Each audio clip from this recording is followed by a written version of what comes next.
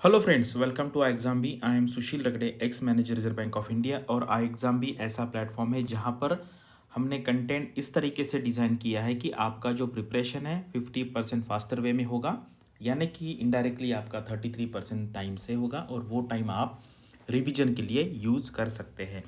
तो ये है हमारा रिजल्ट एनालिसिस का जो सीरीज़ अभी चल रहा है, उसमें यह है वीडियो नंबर 3।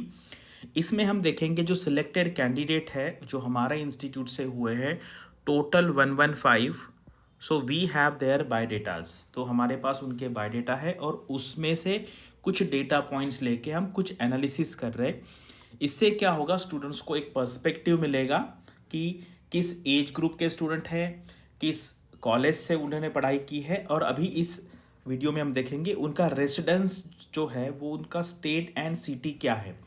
तो यहाँ पर क्या होता है कि मतलब नेटिव स्टेट की हम बात नहीं कर रहे, क्योंकि आपको पता है काफ़ी सारे जो स्टूडेंट्स हैं उनके पेरेंट्स गवर्नमेंट जॉब में काम करते हैं या बिजनेस है कोई भी, तो काफ़ी सारे जो स्टूडेंट्स हैं ना, उनका मान लीजिए कभी 10वीं ये स्टेट में किया, 12वीं यहाँ पे किया, स्कूलिंग यहाँ पे किया, जॉब ये किया, तो एट प्रेजेंट उन्होंने कहाँ पर रह के पढ़ाई किया है उसका आपको अंदाज़ा इस वीडियो से लगने वाला है। ठीक है, मतलब कभी कभी हमें प्राउड होता है कि यार मेरे स्टेट से इतने लोग हुए।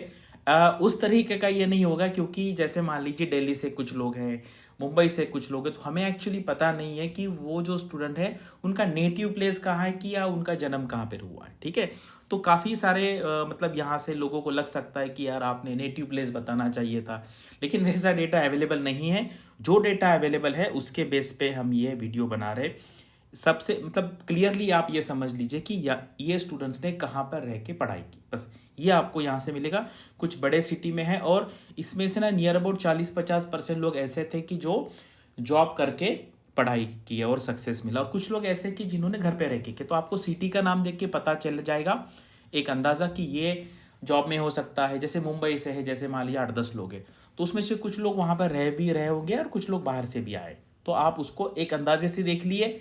और इससे मतलब एक यही है कि हमें थोड़ा सा अटैचमेंट हो जाए कि यार मेरे गांव से कोई लड़का या लड़की सेलेक्ट हुई है। चलो आगे जाते हैं। ये है, मैं सारे वीडियो में बता रहा हूँ कि ये आपको इमेज याद रखना है कि सेलेक्ट होने के बाद मुझे यहाँ पे जाना है। और अगर आप आरबीआई में रहेंगे 30 साल 35 साल, तो एवरी ईयर आपको यहाँ पे जाना पड़ेगा। ये है आरबीएससी का, आरबीआई का, आरबीएस यानी कि reserve bank staff college in Chennai. यहाँ पे ट्रेनिंग होती है ऑफिसर्स लोगों की। यह है सेलेक्टेड लोगों की लिस्ट। 236 लोगों का सिलेक्शन हुआ है।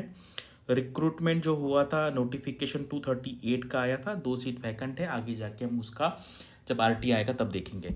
यह है हमारा इस साल का रिजल्ट। जनरल लिस्ट में 115 लोगों का सिलेक्शन हुआ है, 8 डीपीआर में और 5 डीएसआईएम में। और यह है हमारी फैकल्टी। ये यानी कि आरबीआई के 4 लोग 5 लोग हैं एक्चुअली टोटल, एक और एक सर है, उनका भी यहाँ पे फोटो मैंने नहीं डाला है। तो सर थे सीजीएम आरबीआई में, सीपी जोशी एजीएम थे, मैं आरबीआई में मैनेजर था। अभी रिसेंटली चक्षु सर ने ज्वाइन किया है, उनका रिसेंटली 2019 में आरबीआई का में रैंक आया था ऑल इंडिया 7। और शर्मा सर जो है उनका पीएचडी हुआ है इंग्लिश लिटरेचर में आईआईटी कानपुर से, और अभी वो गेस्ट फैकल्टी है। ये बताना इसलिए ज़रूरी कि आपको पता चलेगा कि किस लेवल के लोग यहाँ पर पढ़ाते हैं। सर आई एम अहमदाबाद में विजिटिंग फैकल्टी इंग्लिश के लिए, आई एम लखनऊ में भी जाते हैं पढ़ाने के लिए। और CP Joshi sir agriculture background से है, आईएसबी से एमबीए किया है, और मैं पिछले 10 साल से स्टूडेंट्स को पढ़ा रहा हूँ। नियर अबाउट 800-900 स्टूडेंट को मैंने मेंटरिंग किया है, मतलब ऐसे लोग कि जो सेलेक्ट हुए, अदरवाइज 4-5 हज़ार लोगों को मैंने डायरेक्टली इनडायरेक्टली मेंटरिंग किया है। यह है हमारा लास्ट ईयर का रिजल्ट जो हमने टाइम्स ऑफ इंडिया के फ्रंट पेज पे पब्लिश किया था। ये इसलिए क्योंकि बता रहा हूँ मैं, क्योंकि ये ऑथेंटिक रिजल्ट है, हम न्यूज़पेपर में ऐसा कुछ भी नहीं छाप सकते। तो लास्ट ईयर 116 थे, इस बार नंबर थोड़ा सा कम हुआ है, लेकिन लास्ट ईयर परसेंटेज वाइज देखेंगे तो वो कम परसेंटेज था, 40% के आसपास। इस बार परसेंटेज जो है नियर अबाउट 48-49 के आसपास हुआ है। और अभी अभी मतलब कल हमने 2 सेलेक्टेड स्टूडेंट्स की सक्सेस स्टोरी की है। उसमें ये जो स्टूडेंट है, ये बताना मैंने पर्पसफुली यहाँ पे लिया है कि इन्होंने हिंदी में इंटरव्यू दिया था। आप सोचिए, बहुत बच्चों को ऐसे लगता है आरबीआई की तैयारी इसलिए नहीं करते क्योंकि उनको लगता है मुझे इंग्लिश नहीं आती तो मैं कैसे बात करूँगा। तो ये एक रियल एग्जाम्पल है, फर्स्ट अटेम्प्ट था इनका।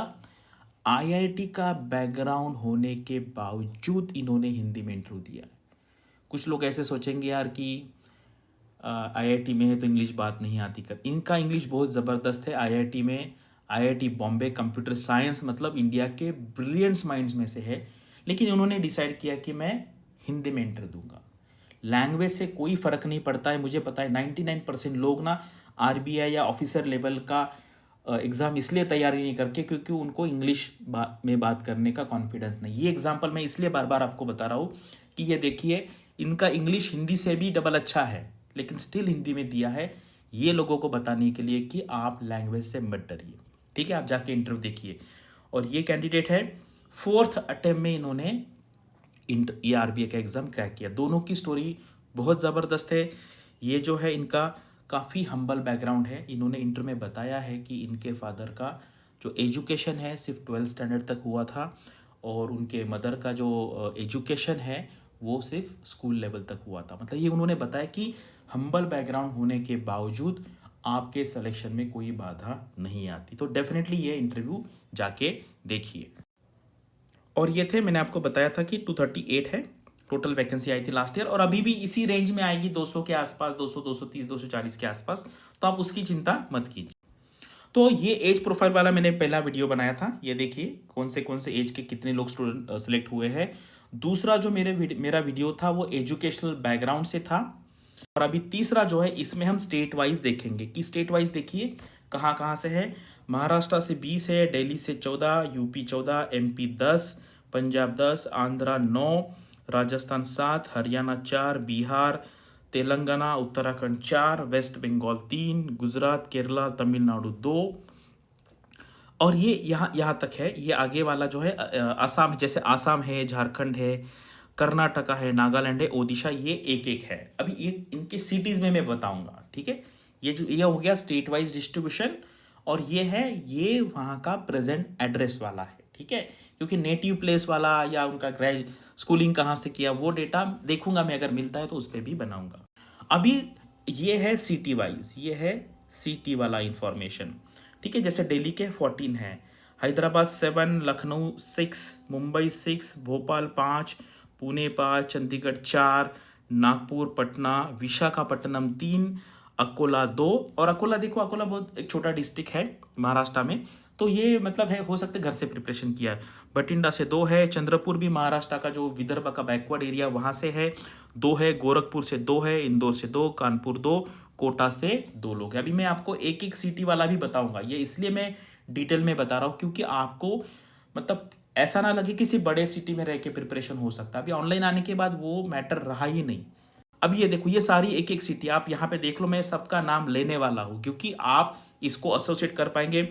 आगरा, अल्पुजा, अल्मोड़ा, अलवर, औरंगाबाद में जहाँ पे रहता हूँ तो मुझे ऐसा लगता है कि यार मेरे सिटी से कोई पास हुआ है, तो ये एक फील गुड फैक्टर होता है। भागलपुर है, भिवानी है, चेन्नई, कोयम्बतूर, दीमापुर, फरीदाबाद, गांधीनगर, गाजियाबाद, गुंटूर, गुड़गांव, गुवाहाटी है, हल्द्वानी है, हरिद्वार है, हिसार, हावड़ा, जैसलमेर, जंगपुरा, जरसुगुड़ा, जोधपुर, करीमनगर, कोलकाता, कोल्लम, मानसा, मोहाली, नैनीताल, नरसिंहपुर, प्रयागराज, रांची, रंगारेड्डी, सासनगर, सटाना, यवतमाल, वापी, उदयपुर, उसके बाद ये तामाकुरू, श्री गंगानगर, सोनीपत, सोलापुर भी ऐसा है कि जो घर पे रह के पढ़ाई किया होगा। आई थिंक ये मैं जानता हूँ इनको क्योंकि मैंने इंटरव्यू सब लोगों के लिए है। श्यामनगर एंड शाहदरा। तो ये देखिए मतलब छोटे छोटे सिटी से लोग हुए हैं, और मैंने एक एक नाम इसलिए पढ़ा है कि आप इनसे एसोसिएट कर पाएंगे। अगर आप में से कोई लोग यहाँ पे रहते हैं तो मुझे कमेंट सेक्शन में बताइए। तो अभी ये हो गया एनालिसिस, लेकिन ये है काम की बात। आरबीआई में जाना है तो क्या करना है, आई एग्जाम की वेबसाइट पे जाना है और फेज 1 के पिछले 7-8 साल के पेपर सॉल्व करने हैं। जीए का मत सॉल्व कीजिए, क्वांट इंग्लिश रीजनिंग के डेफिनेटली सॉल्व कीजिए और देखिए किस टाइप के क्वेश्चन आते हैं और आपको कितना आता है। क्वांट का मैं आपको कट ऑफ बताता हूँ। लास्ट ईयर अभी जो एग्जाम हुआ सिर्फ 4.5 कट ऑफ था आउट ऑफ 30। सोचिए 15%। रीजनिंग का कट ऑफ था 60 में से 9, 15%, 15% है। हमें कॉलेज में पास करने के लिए 35-40% चाहिए, इतना कम में भी आ जाएगा। तो बिल्कुल डरना नहीं है एग्ज़ाम से। ठीक है, ये एग्ज़ाम से बिल्कुल डरना नहीं है। मैंने ऐसे लोग, उसका भी मैं वीडियो बनाऊंगा, ऐसे लोग मुझे पता है जिनका क्लरिकल एग्ज़ाम कभी निकला नहीं, 1 बार 2 बार 3 बार 4 बार, आरबीआई असिस्टेंट नहीं निकला, एसबीआई पीओ का एसबीआई क्लर्क नहीं निकला, आईबीपीएस क्लर्क नहीं निकला, आरबीआई निकल गया। ठीक है, और वो ये क्यों होता है ये भी मैं आपको बताऊंगा और आपको वो लॉजिक समझ में आएगा। और ये सेम है फेज 2 के लिए। फेज 2 के क्वेश्चन सिर्फ देख लो, डरना नहीं है। ऑब्जेक्टिव के क्वेश्चन देख लो कैसे है, डिस्क्रिप्टिव के क्वेश्चन देख लो किस तरीके से आते हैं। और अभी क्या करना है, एक मैंने प्लान दिया यहाँ पर, ठीक है, आरबीआई ग्रेड बी का 120 दिन का प्लान है। और ये डेज मैंने कैसे बताया, क्योंकि फेज़ 1 का जो एग्ज़ाम है मिड अप्रैल में होगा और फेज़ 2 का एग्ज़ाम मई के फर्स्ट वीक में होगा। ठीक है, इस हिसाब से अपना देख ली। ये प्लान बहुत ज़बरदस्त है, आप एक बार देख लीजिए और मुझे कमेंट सेक्शन में बताइए कि कितना ज़बरदस्त तरीके से ये डिज़ाइन किया है। जो वर्किंग प्रोफेशनल है उनके लिए भी एक प्लान है और फ्रेशर्स के लिए भी यहाँ पर प्लान है। कुछ डाउट है तो इस पे कॉल करके पूछिए। अभी आज तो दिवाली है तो अभी छुट्टी रहेगा, तो आप 2 दिन के बाद यहाँ पर कॉल करके इसके बारे में और इन्फॉर्मेशन यहाँ पर पूछें। तो आज लक्ष्मी पूजन है तो सबको हैप्पी दिवाली, और पटाखे उड़ाइए, मिठाई बांटिए और सेफ दिवाली मनाइए। और अगला दिवाली देखो, इस बार ये मतलब रिजल्ट सिर्फ दिवाली के 2-3 दिन पहले आया है, तो जो लोग सक्सेस हुए हैं उनकी दिवाली बहुत ज़बरदस्त अभी जाएगी। और जो लोगों का कुछ छोटे कम मार्क्स है, अभी मार्क्स आए नहीं है, मिस हो गया होगा, वो और ज़ोर से पढ़ाई के लिए लग जाइए, तो अगले दिवाली भी आपकी अच्छी रहेगी। तो thanks for watching this video and all the best for your studies and upcoming examinations.